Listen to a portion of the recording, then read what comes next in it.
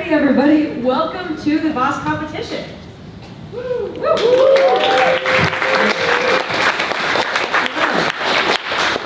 Alright, my name is Jess. I am a third-year business marketing major and musical theater minor from Framingham, Massachusetts, just outside of Boston. I'm a previous Boss participant, an alumni of the Entrepreneurship and Innovation Scholars Program, and a current program assistant for the Keenan Center for Entrepreneurship.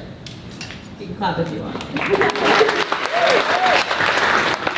At the Keenan Center, we work with people at any stage of their entrepreneurial journey. Through Entrepreneurship and Innovation Scholars Program, we teach undergrads about the entrepreneurial mindset.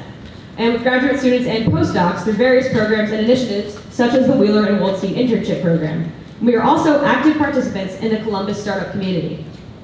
To support the growth and learning of our community, we put on a wide variety of programs, such from startup competitions like this one to interactive workshops series. In partnership with our students and program partners, we work to meet the needs of anyone trying to make their business idea, product, or service a reality. We would like to welcome you all to the Autumn 2021 Best of Student Startups Boss Competition.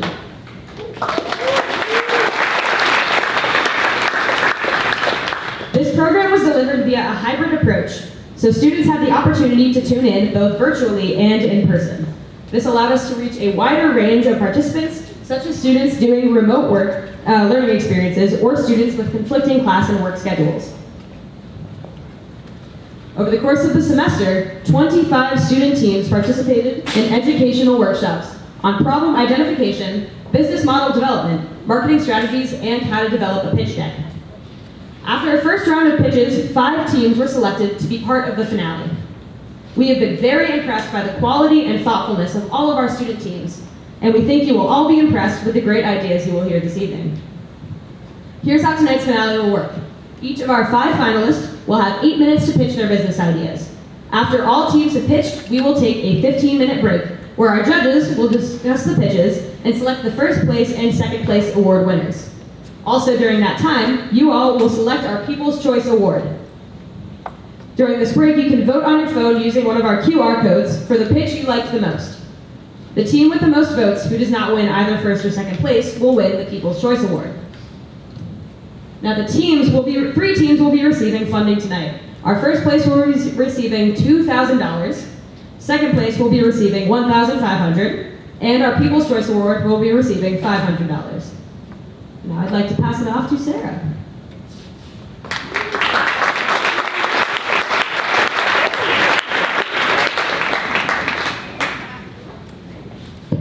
Hi everyone.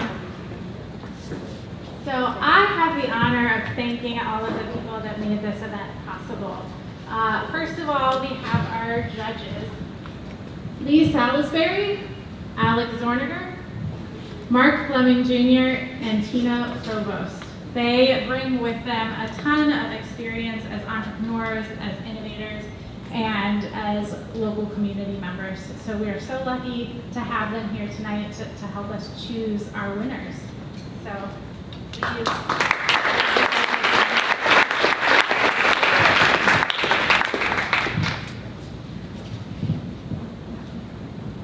All right, and throughout the semester and the BOSS program, we led a series of 3 workshops to help the participants develop their business model, their financial structure, to put together their pitch deck and learn more about business operations.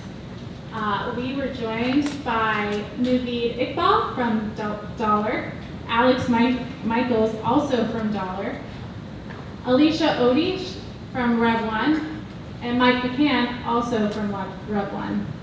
And then we had our fearless leader, Scott Griffin, who is here somewhere, who also joined us for a workshop on the entrepreneurial mindset. We have small gifts for you. If you could please stand up so we could acknowledge you and your giving of your time and talent.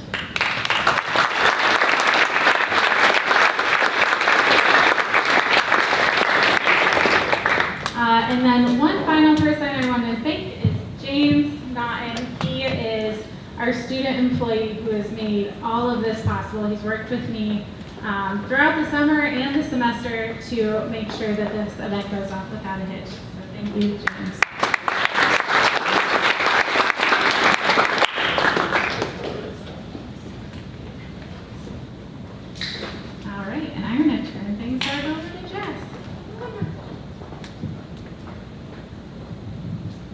All right, thank you. I'm back. Hi there. All right, I hope you are all excited to hear pitches tonight. But before we start the pitches, let's introduce our judges for tonight's event. You guys can stand up if you'd like to. We already did that. Just kidding, we already stood up. First, I'd like to introduce Lee Salisbury, founder of Unit 19, a brand design firm. Lee studied visual communication design at Ohio State and went on to do creative work at companies ranging from startups to large multinational corporations. Next, we have Alex Zorniger, Vice President of Business Development for Power to Hydrogen and past Boss winner. Alex is a graduate of Tufts University and Ohio State and has worked with different customer-facing startups. Then we have Mark Fleming Jr., founder and CEO of Signature Closers and a graduate of Miami University.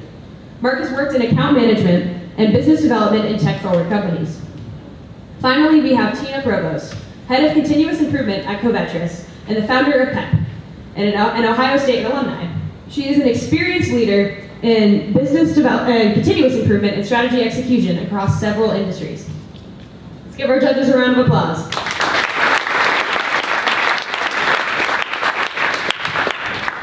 And now for tonight's pitches, our judges are evaluating teams using the BOSS rubric. This rubric is broken down into 4 categories: presentation skills and slide deck, description of their problem or opportunity and explanation of their solution, insights into how they will execute their idea and business strategy, and information about their next steps and goals as a business. Now, as a reminder, each of our 5 finalists will have 8 minutes to pitch their business ideas. So let's get started. Yes, first up we have Branches. Branches is a science-based learning management company founded on psychological principle of spaced repetition. The Branches platform allows users to directly convert their handwritten notes into a hierarchy of flashcards designed to help them acquire long-term memory. Let's welcome Branches.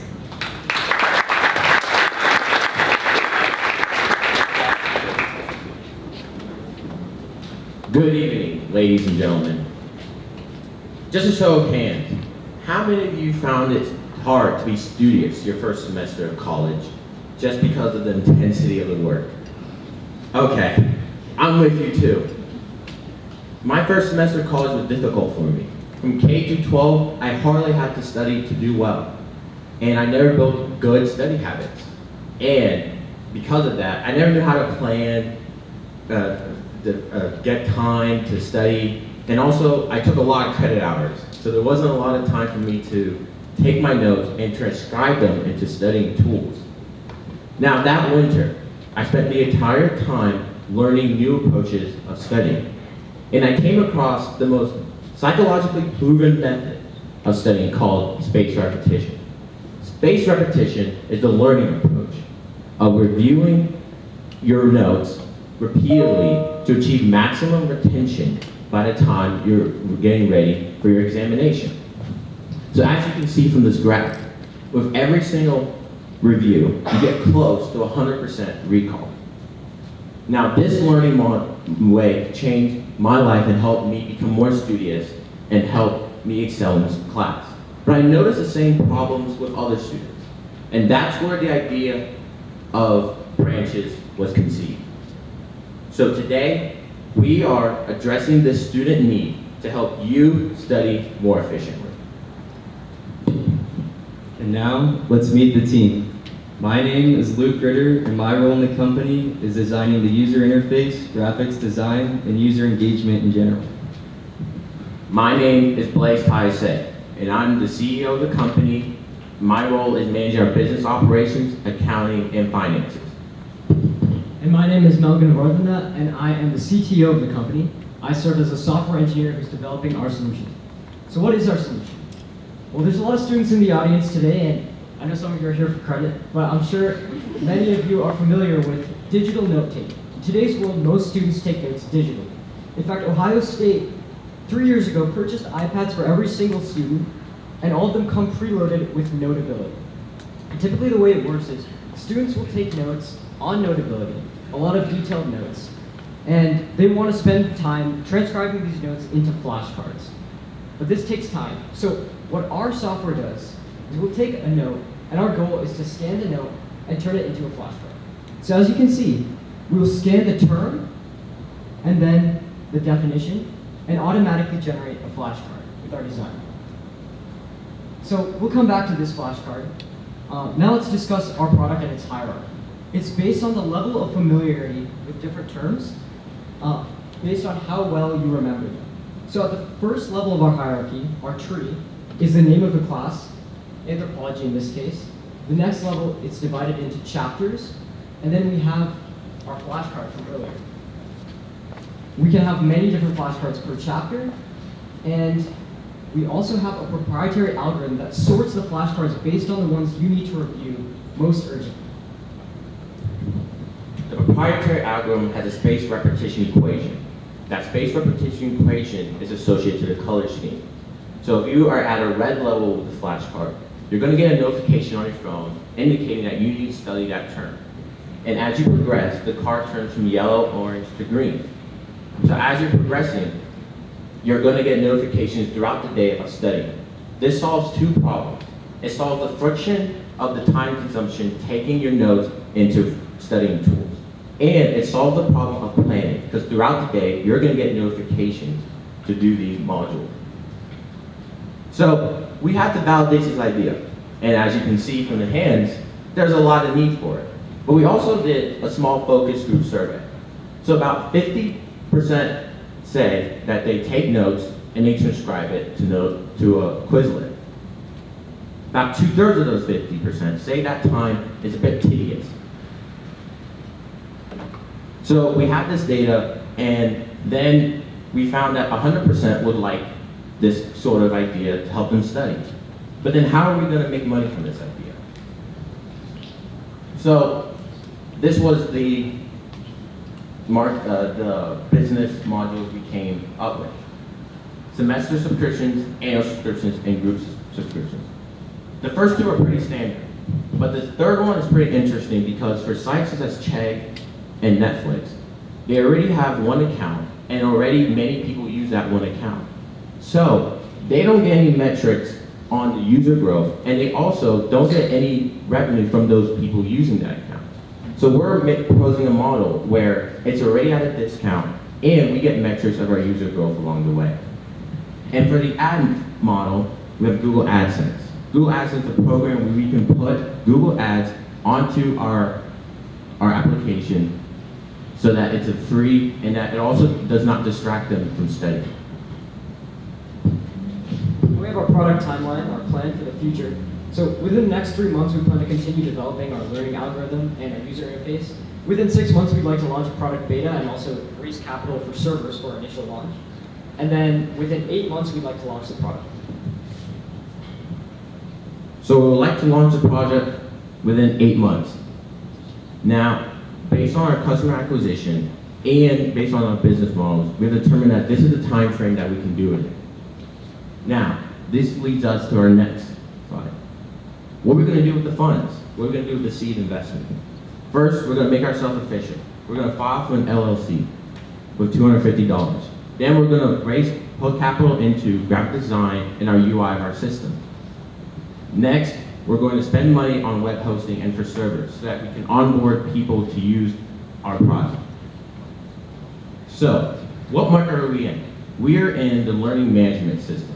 Learning management systems is a type of SaaS company that curates content, tracks and assesses the progression of its users. That market is about $13.4 billion as of today. Next, we have our SAM and our SOM. These are based on the amount of users we're targeting originally in the state of Ohio higher education systems, and based on the current students already using LMS. Now, I know these are large values, right? But this industry is skyrocketing with the advent of mobile computing. Quizlet just did over $1 billion in valuation. But how are we going to compete with these established companies? Well, in addition to our unique algorithms, we are also leveraging a company that's comparable in size to these companies. And that's Notability. Now, users can add flashcards directly to our platform, but our plan is to leverage Notability's existing growing user base into our company. Now, this industry is booming. It's ripe for disruption because of today's technology, and we believe that our unique features and implementation make us stand out. Ladies and gentlemen, thank you for listening to our presentation, and judges, Are you ready to invest in us and our vision?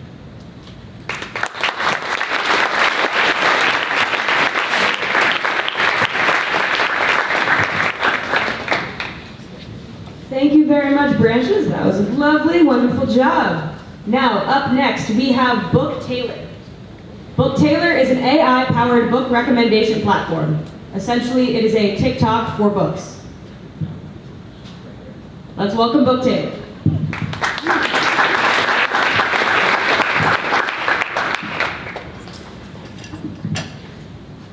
Hello.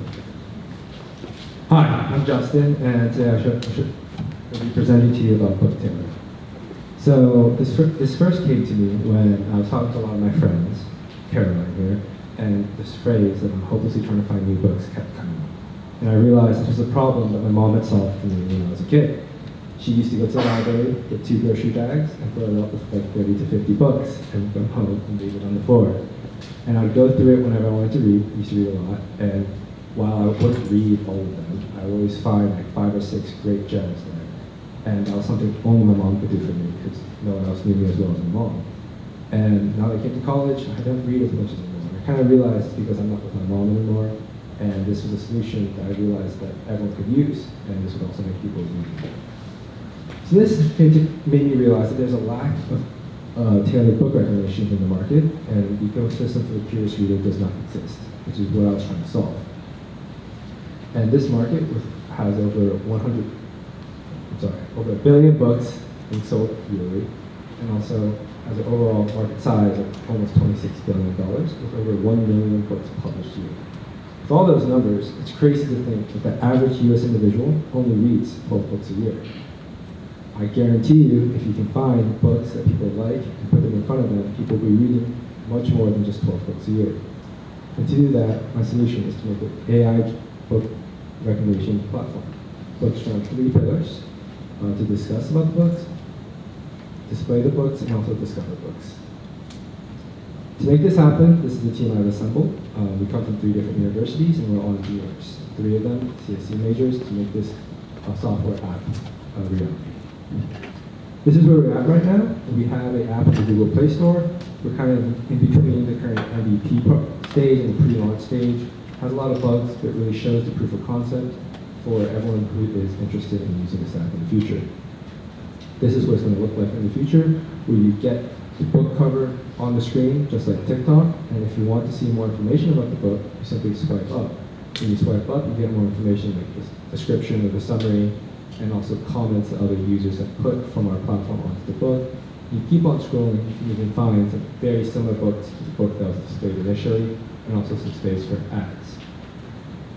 So Sally Poppins, she is a fictional friend of mine who goes to Ohio State, and she likes to read, and it's in her New Year resolution every year to read more. Like she sets a limit to read 20 books a year, but she never hits it. And it's due to the fact that she's so busy. She likes to be active. She's also a student, as many of you guys realize. It's a lot of time required to be a student. And also, a lot of other things happen in her life. And she just never found a way to find good books, which is why she could never read 20 books every year. And Goodreads, as most of you guys heard about, is not something she likes using. She's checked it out. She's tried to use it. It doesn't make her come back day after day. So, the business model. How are we going to make money? So there's 4 main streams of revenue we have planned. First off is affiliate marketing. We simply are getting a commission from the people that we send to places like Amazon or Barnes & Noble and sell them this book. Third, promoted content, just like Instagram and Twitter. Authors would be able to promote their books on the platform for more eyes to look at their books. Third, virtual currency for the average user on the app to support their favorite authors, publishers, or even book recommenders on the platform, as you can have profiles where you can recommend others what your favorite books are. And lastly, advertising on a cost-to-purchase basis, and just where even users could advertise their own books on those other platforms, so they don't have to be advertisements about random things on the internet. So marketing. So there's 3 main marketing channels we're looking for to get into. First off, we launch on Product Hunt to find users that are interested in our early stage startup. Second, high sharing reality, which we'll go into deeper later. And lastly, the partnerships we're looking to get. We're going to start off with schools, which are something that we do want to target as younger individuals, second, first grade, are people who haven't really experienced the world yet, and if we can just put books that they'd be interested in, more kids would be interested in reading. So 10 to 15 years down the line, we could see a completely different society with us, where the average person is reading more than 20 books a day, a year, sorry, and unlike the current trend where less and less students are reading. And also some other common partnerships would be with some well-known authors, Amazon, Instagram, and also libraries and book clubs across the country. So the high sharing variety is related to this high product coefficient that we have. Just like most social media platforms, we'll have some features liking, rating, sharing, commenting, and chatting. And this will really allow the users to interact with each other and market the platform for us. For example, if they want to share their favorite book they found on the platform on Instagram, Twitter, Snapchat, they simply click the share button and it automatically be formatted in an Instagram manner with multiple pictures for you to post in your feed, which would give us free marketing and an easy way for your friends to really join you on this app. This leads me into my customer acquisition cost, which is quite negligible since the social media marketing would be very low due to the high coefficient. But also, book influencers are a thing, but they aren't being utilized by big companies. The reason they're not is because they make their content off of book recommendations, so publishers aren't able to pay them to recommend books, otherwise they'd be going against their own content creation. So just like any other influencer, they do want to make money, so we can target these influencers and pay them for rates way under market value, be it the market per app. And lastly, bookworms are looking for ways to find new books, and there isn't one out there yet, so they'll just naturally come to us. Competition. So unlike the rest of the market, one thing that sets us apart is the fact that we're able to get a high number of recommendations and also very high quality recommendations at the same time. Some of these websites or platforms you've heard about in the past aren't able to focus on both, and they usually focus on one or the other. It's either a high number of recommendations or a few number of recommendations, but very high quality. So how are we able to do that? We're able to do that because the recommendations we give are based off of association and not by content. What does that mean? Recommendations by content or description are based off of what you've read in the past, what authors you like, what genres you like, things of that nature. For example, if you like Harry Potter, you'd be recommended other books within the fantasy world and schools or books written by J.K. Rowling. We're moving past that. Just like TikTok would be giving you recommendations off of subconscious decisions you're making on the app itself. For example, where are you in the world? How old are you? How long do you spend on the screen? What did you do to interact with the book on the platform? Things you don't realize you're really doing, it gives us plenty of information to give you great recommendations moving forward. And also, we're a new startup. We're going to make a platform that's easy to use, fun to use, very similar to TikTok and Instagram, where everyone knows the controls. Not like Goodreads, it's a little bit harder to use and isn't as intuitive. So moving forward with the roadmap, we want to generate revenue, something we're going to do in the next month, and then launch a product hunt as soon as we start generating some revenue. After that, we're going to iterate and improve and take customer feedback to fine-tune the platform into something that everybody wants to see, everybody wants to use on a daily basis. Funding projections, we want to spend all the money from Boss, $2,000, into marketing and really capitalize on this niche market of social media book influencers, which isn't being taken advantage of. We immediately start getting the word out about Ulocaire on TikTok, on Instagram, on all social media platforms, so we can start getting users and start generating revenue as early as possible. Thank you. You can find me at these audiences.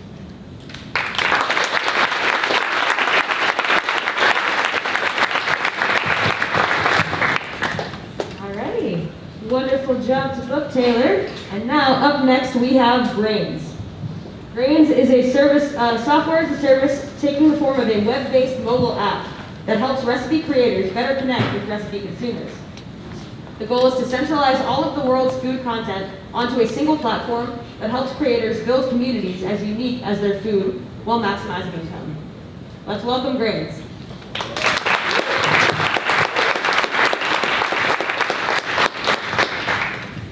Hello everyone, my name is Ritter. And I'm Sri Ulocaire. Today, we'll be pitching to you Brains. The history of grains is something that is deeply intertwined with my personal story as a son of immigrant refugees. Growing up in a homogenized American suburb, the only time that my parents and I felt comfortable expressing our culture was through our food. My mom especially is someone that has always loved to share her food and has always had the dream of sharing it with the greater community through a restaurant.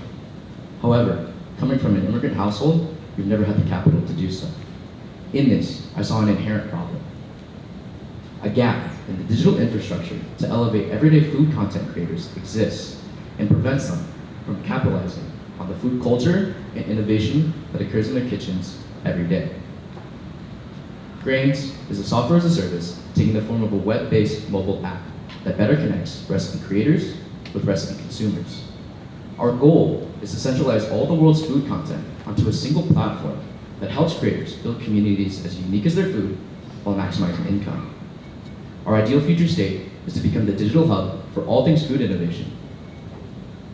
From grandma's recipes to farm-to-table cooking. Our consumer-facing solution presents a clear, well-designed mobile user interface. The 4 key features include intelligent search, smart recipe storage, streamlined access to food content, in addition to various multimedia options. Using our platform, Grains users will be able to access myriad food content from a diverse set of creators. Our creator-facing solution will focus on giving creators a clean and efficient workflow for all aspects of their food content. We hope to achieve this by providing creators a comprehensive dashboard where they can easily access data to understand how their community is interacting with their content. Additionally, we'll give creators an easy way to manage the diverse number of revenue options they will have on Grains, from subscriptions to ad revenue to sponsorships. Finally, we'll give creators a digital in-house creator studio geared towards making sure that all food creators have an easy to understand and easy to use tool for creating their food content. We believe this solution initially serves 2 audiences, creators and consumers. Through surveying over 200 users, we've found that our initial user looks like Graham. Graham's a 24-year-old, and he religiously uses the Half Moon Harvest blog to find recipe inspiration. Additionally, he also finds recipe inspiration on Instagram. The important part is, Graham struggles to find new recipes and use the ingredients and crockery he has available to him. On the other side, through connecting with 7 local Columbus food bloggers, we have found that our initial creator looks like Poppy. Poppy is 36, and she runs the Half Moon Harvest blog. She makes $7,500 a month from ad revenue and sponsorships. Recently though, Poppy has found that she struggles with growth on her blog, and she doesn't have the data to drive new users to her content. People like Poppy and Graham use 2 main platforms to access food content. For creators looking to generate income, most of them use food blogs. However, these food blogs have a high barrier to entry, as it can take 6 to 7 years to generate good income. Additionally, new bloggers often find the tools to create food content in food blogs difficult to understand. On the other side, someone like Graham would use food apps on his mobile device to access food content. These apps can come from large companies, such as Food Network, as well as smaller ones, such as kitchen stores, as you can see here.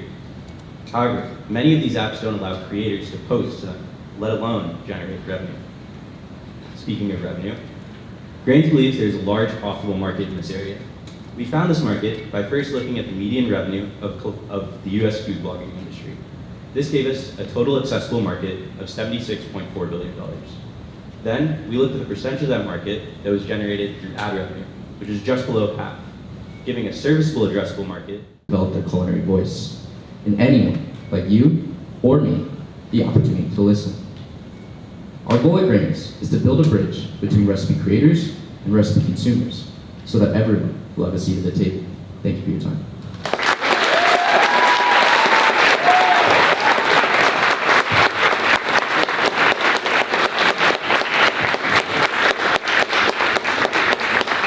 Wonderful job, Grains. And next up, we have Hula. Hula simplifies the oral care routine into one product with a reusable handle and multiple cleaning attachments, reducing plastic waste by 80%. Hula operates as an oral care subscription service under the domain ulocaire.com. Let's welcome Hula.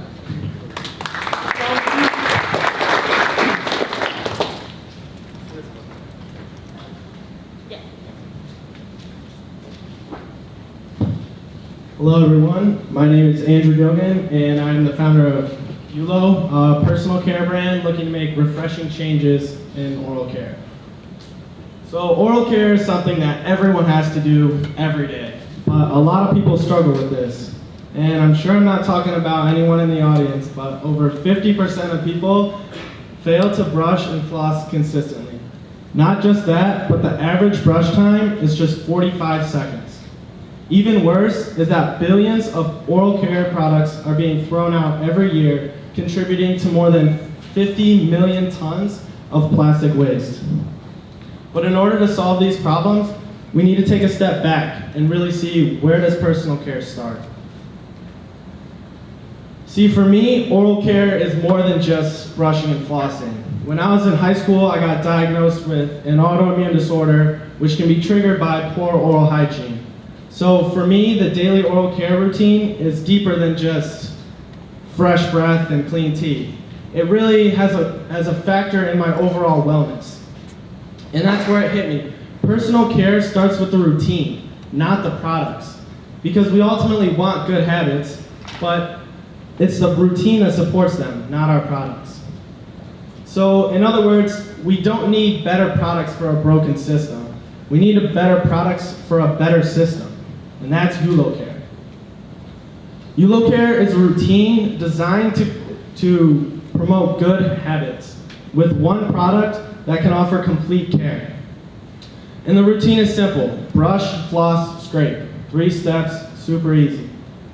The product is a reusable handle with different cleaning attachments, with a brushing attachment that has bristles on 3 sides, allowing for people to clean their inside, outside, and chewing surfaces of their teeth all at once, bringing the brush time down from 2 minutes to just 40 seconds. Not only that, after you're done brushing, you just take the attachment off and a clip on the tongue scraper attachment, snap in your floss, and then you can floss. And then once you're done with your floss, you take the floss off, and then you flip it over and use the tongue scraper. And it's that easy. 3 steps: brush, floss, scrape, complete care. But how is this different? Well, the current routine is very disconnected. And it's disconnected because you use separate products for one routine. And that allows people to maintain their bad habits. And I know I'm guilty of this too. When I have my manual toothbrush and I brush my teeth, but the floss is in the back of the drawer in the cabinet, I'm very less likely to use the floss. And I'm sure some of you can relate to this. And that's because we don't associate these products together, because they're not all housed in one unit. Not to mention, this leads to greater plastic waste, because every part of these products are disposable. So this is where the Ulo routine is different. It's a seamless routine because of the family of products that are all housed in one unit. So immediately after brushing, you immediately see the tongue scraper and the floss. So you're going to associate them together, and you're more likely to use all 3 of these products at once. This allows people to create new habits, and in turn, and also have a faster cleaning time while reducing plastic waste by 80%. And let me just reiterate that one more time. This product will reduce plastic waste by 80%.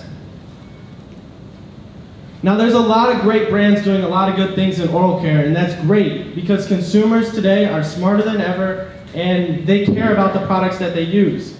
But just because I have a bamboo toothbrush doesn't mean that I'm going to be using or brushing for 2 minutes, or I'm going to now all of a sudden have the greatest oral hygiene habits. This is where Ulo can capitalize on the gap in the market, because not only do they offer sustainable solutions, but it also brings different cleaning methods and allows people to build a better routine and create new habits, which is ultimately the goal. The goal is just, we want good oral health. Now, who's the target market for this? Well, it's all about millennials. Millennials purchase more personal care products than any other age group.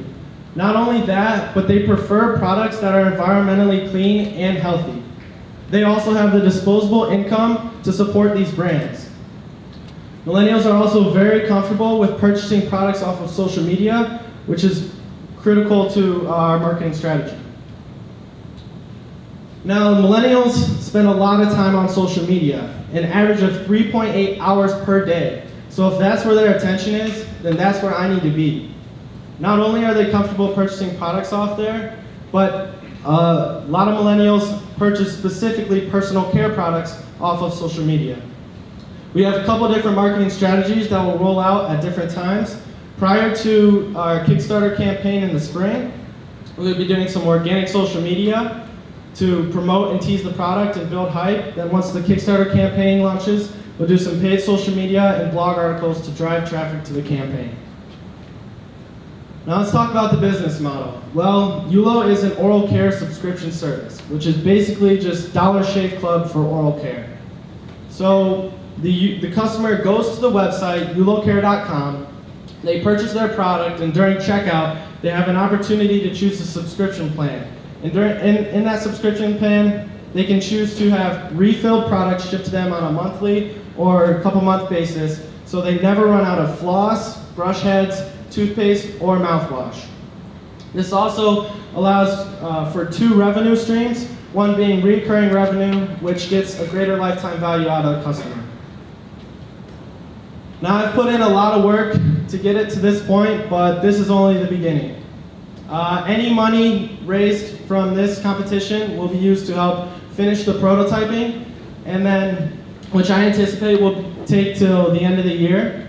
And then following that, in the spring, I'll be building out the website, filing the patents, and beginning that marketing outreach. And then later in the spring, I plan on launching a Kickstarter in partnership with Product Refinery out of Cincinnati. Then, after a successful Kickstarter, hopefully we can begin fulfillment in the fall for the product, and then the product will be live. I'd like to mention as well, Product Refinery also has manufacturing partners overseas who have confirmed that they can actually produce this product, and they're just waiting on the validation from the Kickstarter. So I'm proud to say that with this one product and this one routine, Ulo can offer people complete care. And not only that, but it also reduces plastic waste by 80%. Thank you for your time.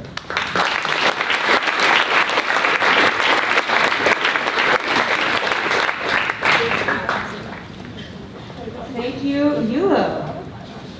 Alrighty, our next and our last pitch for today will be joining us virtually from Atlanta. Up next is Vision Tales.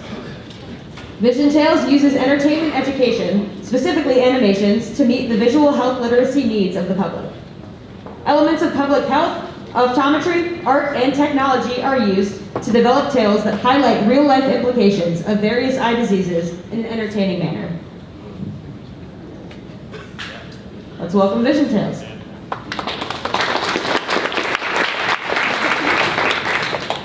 Hello.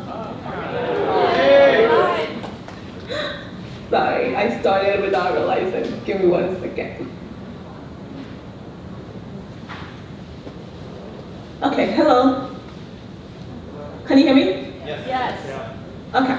My name is Araba Otu, and I'm a fourth-year optometry student at Ohio State University. My dream is to become an eye care provider and contribute to combating preventable vision loss across different nations. I am trying to intersect optometry and public health. I'm the founder of Cherish Eyesight and Vision, and that's the logo right there. I joined BOSS because I've come to understand that to be able to run a successful non-for-profit, I have to approach it like a business. So I'm here to learn and to apply. Sorry, I'm having technical difficulties.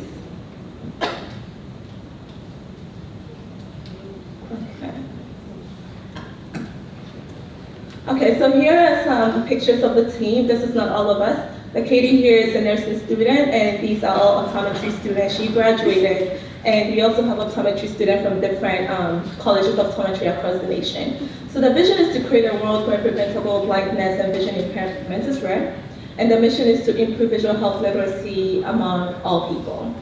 So when did you, yes? We can't see them. Oh goodness.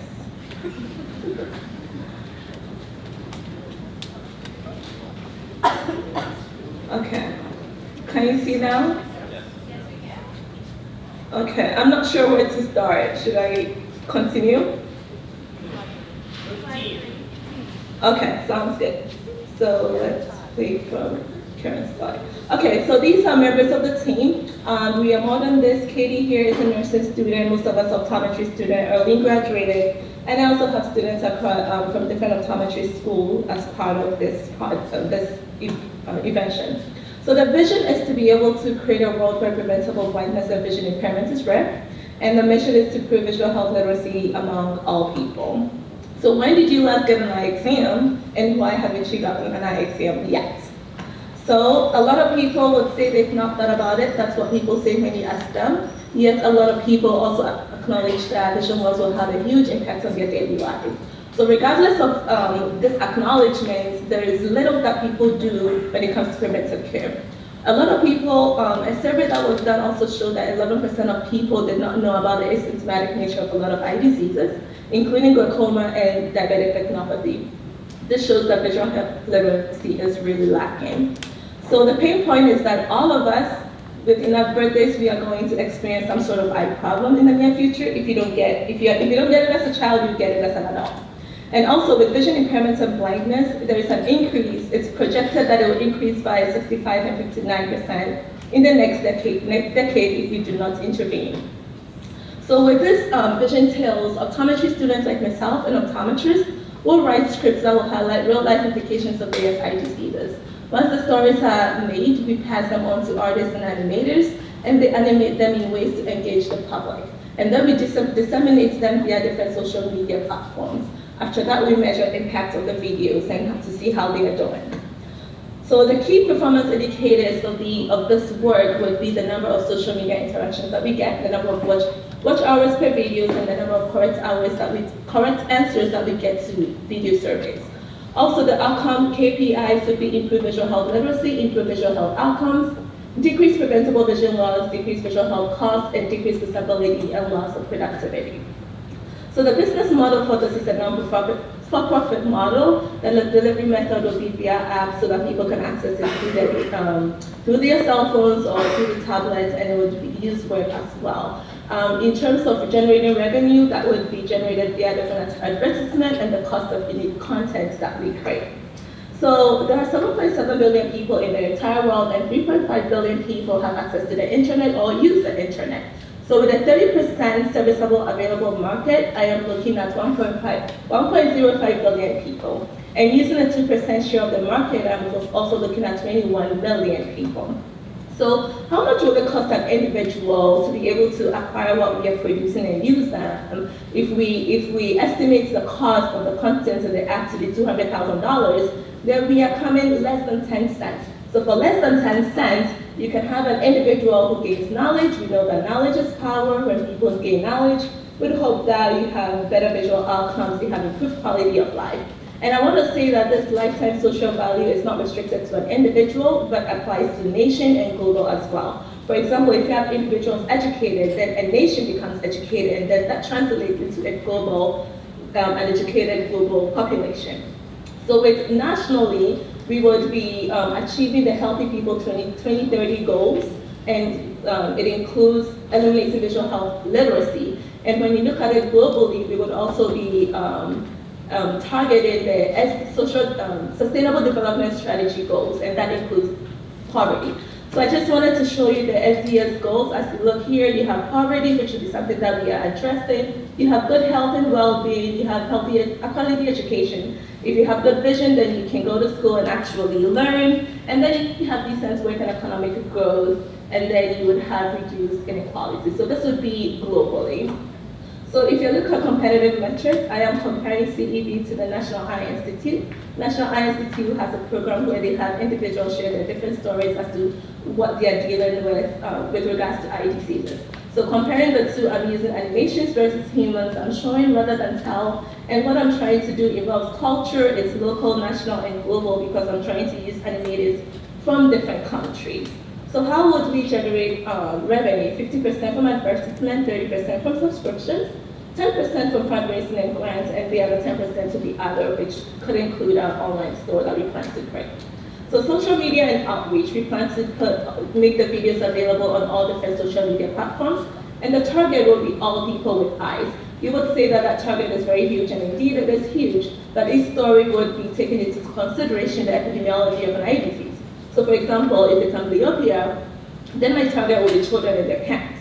And then if it's diabetic retinopathy, if it's a young child, if it's a type 1, then it's a child. So again, children and their parents, and if it's an adult, then type 2. So while it's a huge target, it would be narrowed down depending on the disease we're talking about. So how would funds be utilized? We'll complete our website, develop an app, purchase animation software, find talent, pay for the talent, and create more videos.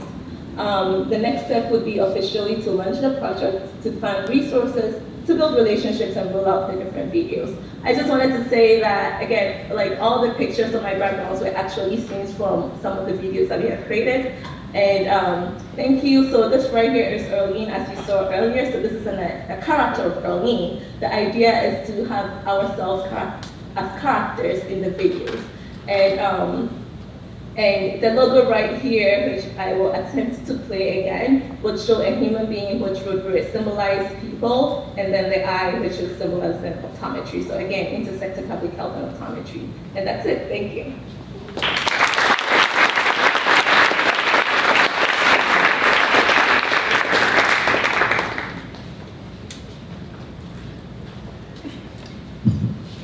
Alrighty, let's give another round of applause for all of our five finalists.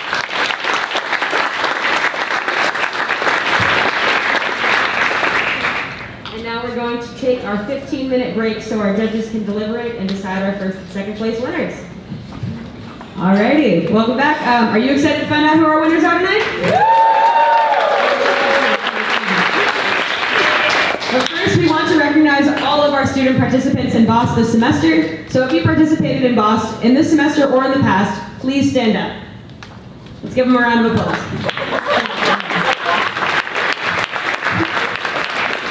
Good job, you guys. Alrighty. Now first, we are going to announce the People's Choice Award.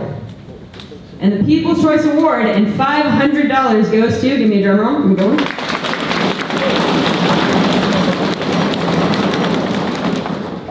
Great!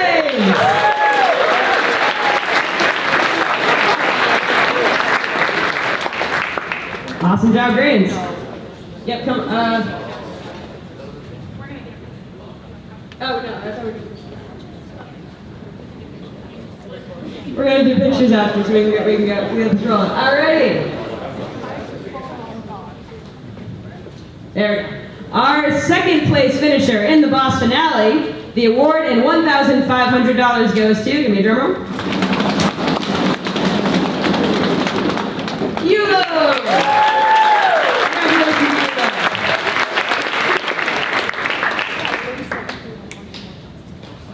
And now, finally, let's announce our first place finisher in the BOSS finale. The first place award and $2,000 goes to, drum roll, go ahead.